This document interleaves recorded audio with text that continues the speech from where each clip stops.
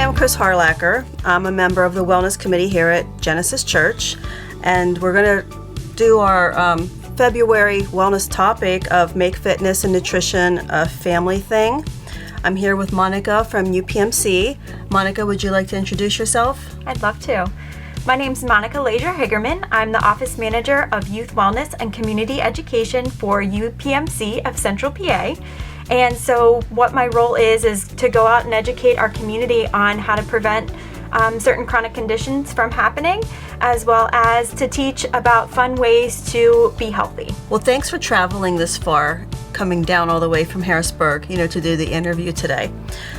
Can we start out talking about nutrition and what should we be eating? Sure. So nutrition is such an important part of staying healthy. So what we want to have 5 food groups that are included in our everyday meals. So that includes fruits, that includes vegetables, that includes grains, proteins, as well as dairy. And so an easy way to remember of how to stay healthy is to actually separate your plate by food groups. I have a great example here. So for example, you want to make half of your plate fruits and vegetables. You also want to make a quarter of your plate grains, as well as a quarter of your plate to be protein. What is missing off of this plate actually is dairy. And so dairy is a cup of milk. If you think about your plate setting in your homes or wherever you would eat. So what types of foods are better than another? Sure, so you want to stay as close to how it's grown or how it's prepared as much as possible. So for example, you want to try to anything fresh, frozen, dried, or canned, as long as it's in 100% fruit juice. Those are options that are healthy for us. And you want to make sure that on your plate is a rainbow of colors, because the different colors provide us with different health benefits, believe it or not. So like those red fruits and vegetables like cherries, strawberries, even tomatoes, compared to yellow bananas or even green peppers or cucumbers. They are all providing us with different health benefits. So that's why we want to have a rainbow of color on our plates. Yeah, that makes sense. That does.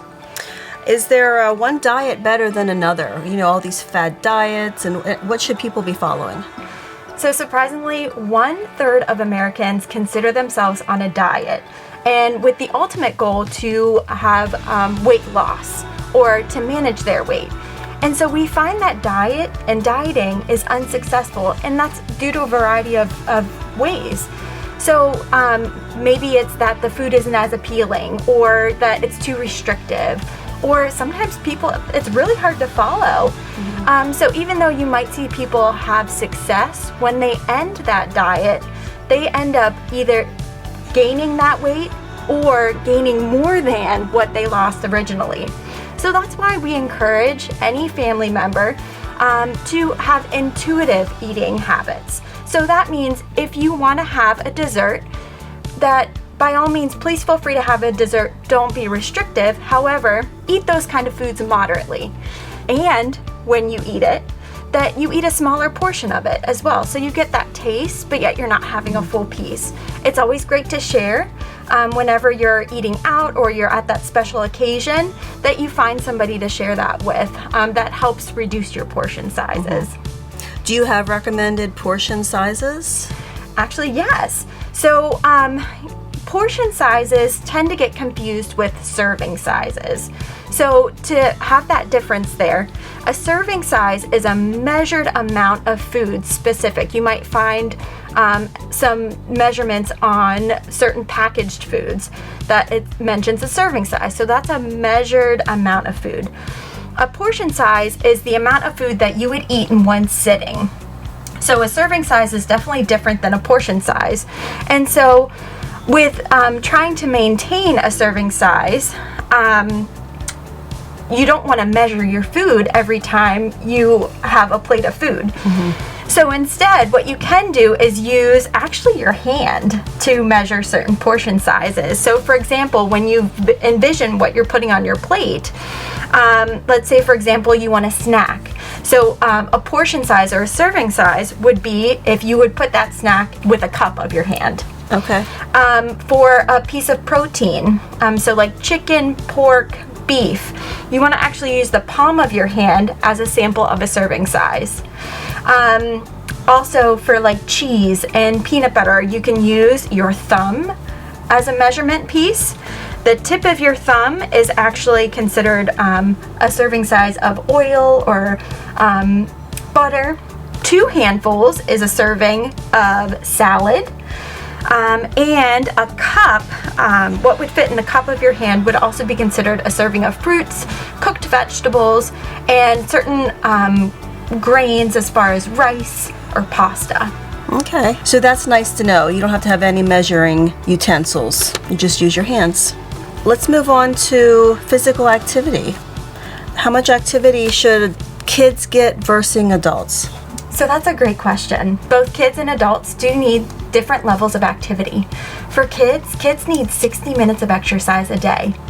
For adults, if they can accumulate 150 minutes per week, that's a great measure to have. So that equates to about 20 to 30 minutes every day. And so this includes a variety of exercises and activities. It can be anywhere from walking and running to yoga to lifting muscles, doing body weight exercises. The most important part is that you want to get your heart rate up. Can you give us some good activities to do as a family that kids would enjoy and get that activity together? Definitely. Anything that you can do, any exercise that you can do together is actually going to be more successful and actually more fun. If you have young kids, make it into a game where let's see how fast we can walk to one driveway to another. Or if you live in a more rural setting, how fast can you walk around or run around your house? You can also do fun videos and games. The great part about technology is that we have a variety of exercises and activities at our fingertips, literally at our fingertips. So looking up a fun game or music video or dance video that you can do together are always great options. Sounds like a little competition will go a long way there in the activities. Definitely. Is there a better time to exercise than another? Best time of the day? So actually there's not. It's just what's going to fit what's best for you and for your schedule. So if you are more of a morning person, then by all means feel free to exercise during the morning. If you're more of an evening person, that takes you a little longer to wake up in the morning, that you're more of an evening person, then you can certainly exercise maybe after school, after work, or after some activities. The most important part is you want to build a habit. So once you build that habit, you're more likely to continue and you're more likely to be successful.